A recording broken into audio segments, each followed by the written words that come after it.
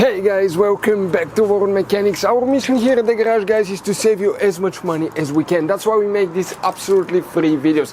Let's go ahead and start on it now.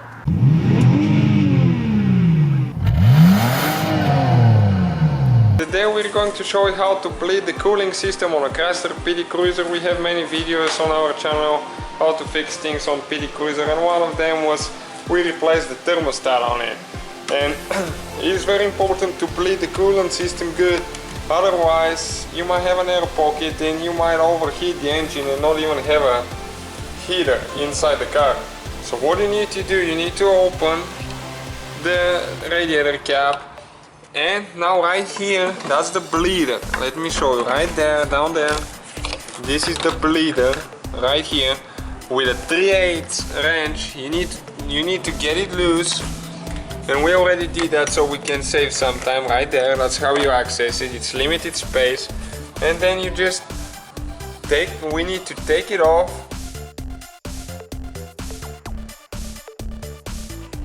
And we get a clear hose and you need to put it on the bleeder. Make sure it gets there good. And now you need to get the bleeder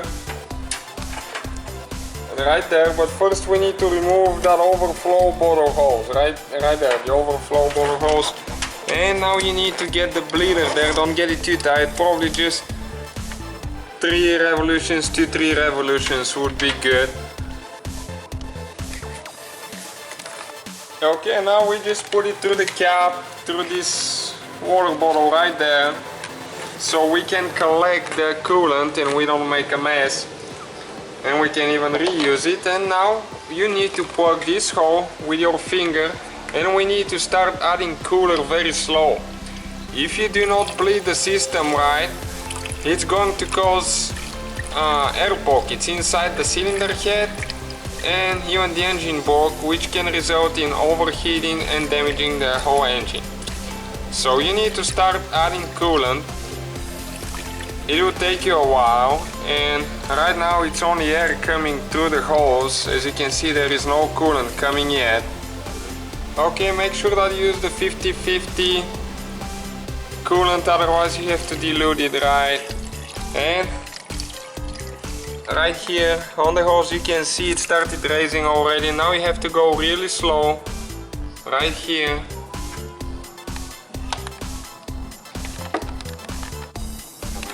Okay, we're going to put the bottle right here because you don't want to be the highest point of the hose should not be higher than the cap right there, otherwise you won't be able to get the air out of it good. And now this is the coolant right here, as you can see, in the little hose. And you just wait, okay, air bubble coming out, and you have to just take the time to do it right. Okay, and now it's leaking in the bottle. You can see air bubbles coming through, and as you can see it's decreasing right there. So make sure that you do that for at least half a quart to 1 quart through the little hose. That way you know for sure that you don't have any air bubbles and air pockets inside the engine. Okay, we already did ours, and the next thing is just to get it tight there, right there, get the bleeder tight. So we'll need to remove, you actually can pull the hose out, so that way we will not make a mess. Okay, let me just do this one right here. And now you just lift it up and we can turn the bleeder, get it tight. Okay, now we need to tighten it with the wrench. It's very limited space there, so even if you have a shorter 10mm wrench, it will be really convenient to use. Okay, now you need to put this hose, the overflow bottle hose, and you need to remove the hose from the bleeder. You just pull it out, okay, right there. And next, make sure that in your overflow bottle you have coolant there.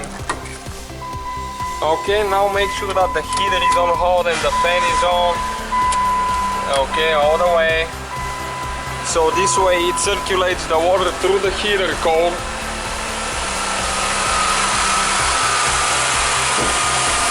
And we let the cap off, so that way we can add some if it takes a little bit more.